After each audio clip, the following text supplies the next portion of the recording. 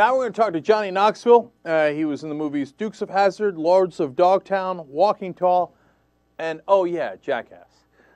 He is also now the co-producer of the new movie, The Wild and Wonderful Whites of West Virginia.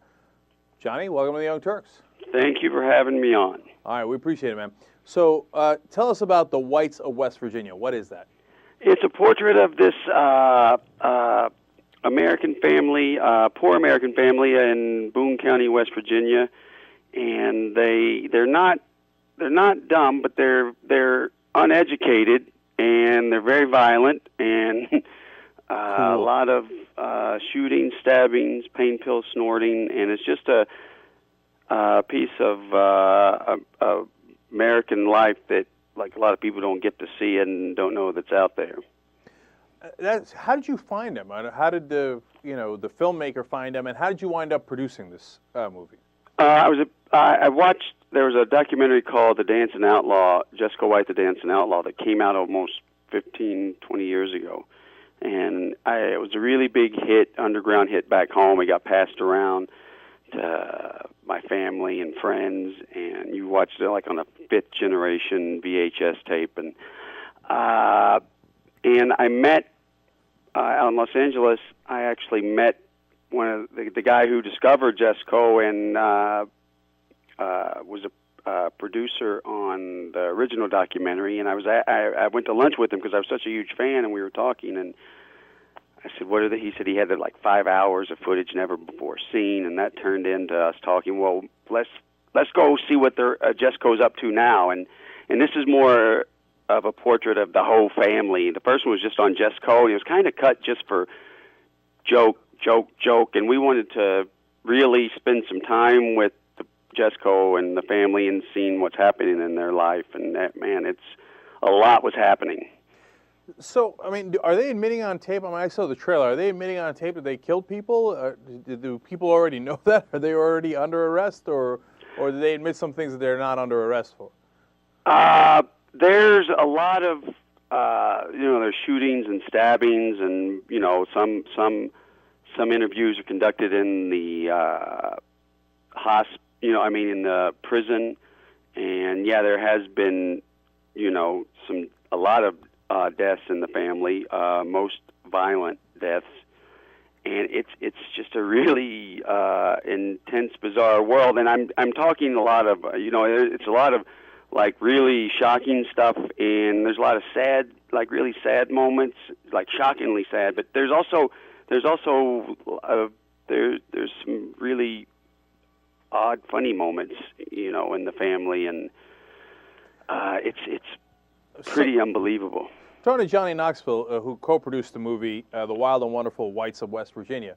So, Johnny, I mean, what's the bottom line here? Why do you think they do it? I mean, is it just, are they Scottish? What is it?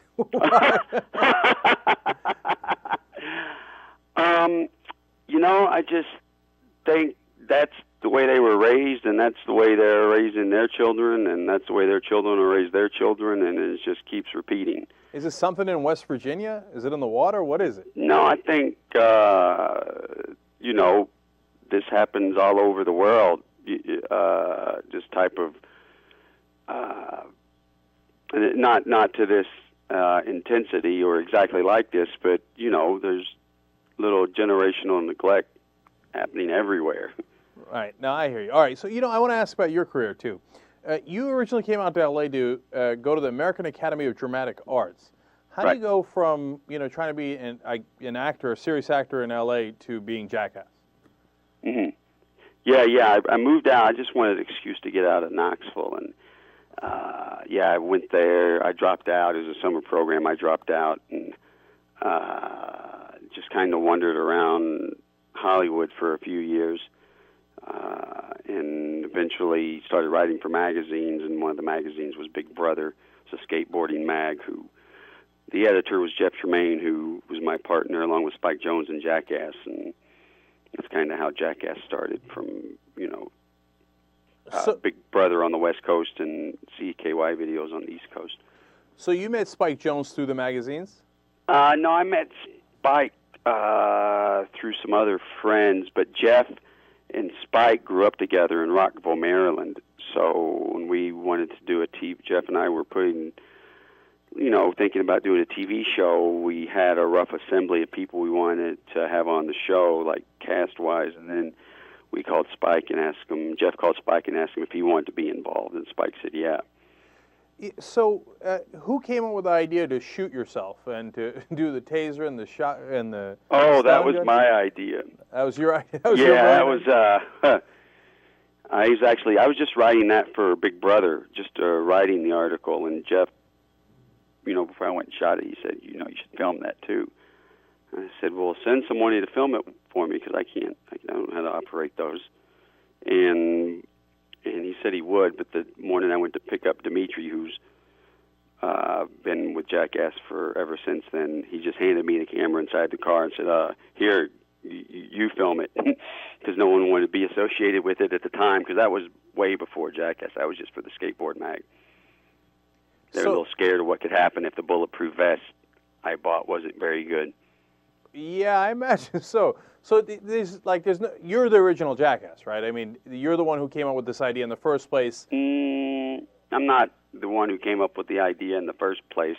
I think Jeff and me and Spike, we created the show, Together. Okay, I get it. But Jeff was doing skateboard videos for Big Brother, and Bam was doing skateboard videos for CKY.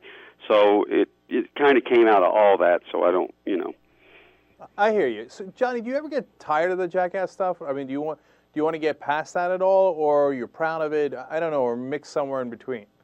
No, I love it. I'm not ashamed of it, that's me and my friends all created something, and it did pretty good, and we have a ball doing it. We're doing Jackass 3 right now in 3D. Oh, really? Oh, yeah. Boy, in 3D. Yeah. All right, you want to give us a little tease of that? I mean, you've already done, I thought, everything imaginable. What are you going to do to yourself in Jackass? Yeah, well, it's nowhere close to clever, I can tell you that much. And you're not going to be able to unsee a lot of these things. Okay. All right, there's two girls, there's cops, there's like madness going on. No, we never really have girls. It's just a bunch of dudes. Yeah. But that's a great little tease. You won't be able to unsee it. Yeah. I think you not kidding. So how about the production? Finally on that stuff. So you got into producing this because of that unique story that you told there. Do you think of doing more of that? And if you do that, is it just because I don't think people know how Hollywood works, does that mean you put up some money for it and you get it back if it does well? How does all that stuff work? Well, you get someone else to put up the money for it. Oh, okay. That's producing. And yeah, we just produced a documentary for ESPN for the 30 by 30 series on Matt Hoffman. Jeff Tremaine, my partner, he directed it, and we're really proud of it. It's premiering on ESPN, I think, in July, and it's the Wild Whites and the Birth of Big Air documentary on Matt Hoffman's available on video on demand right now, I believe. All right. So let me ask you the absurd question I like to ask everybody in your position. How much did doing the Jackass stuff get you laid? Hello? Yeah. Get me what? Get you laid. Oh, geez. Yeah, I don't know who wants to mess around with a bunch of fellas who wear thongs and dive in poo. My guess is a lot of people. Seriously, how'd that work out? Did you get a lot more girls after Jackass? Oh, no. All right, you're not telling me. Just a bunch of dudes wanting to arm wrestle. All right, so I got you. That puts you in trouble. I got you. Okay, so we're going to leave that one alone. All right, Johnny Knoxville, the new movie is The Wild and Wonderful Whites of West Virginia, and it's a fascinating one. Thanks for joining us on TYT, man. We appreciate it. Thanks for having me, buddy.